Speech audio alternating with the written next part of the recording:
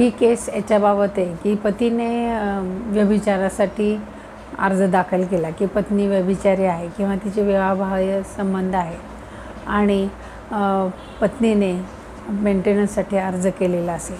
तर अशा प्रकारची केस आहे. तिचं केस लॉ असा आहे की Himanshu Chordia versus state of Rajasthan special criminal application आहे 31/71/2025ची ही केस आहे. यामध्ये पतीने पत्नीविरुद्ध विवाहबाह्य संबंध म्हणजेच ॲडल्टरी यासाठी त्याने अर्ज केलेला होता आणि पत्नीने मेंटेनन्स BNSS 144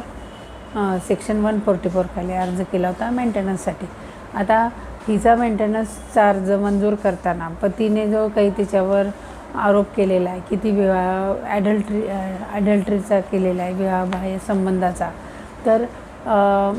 याच्याबाबत पत्नीने जो काही डिफेन्स घेतला आहे किंवा बचाव काय घेतलेला आहे हे सुद्धा कोर्टाने ऐकून घेतलं पाहिजे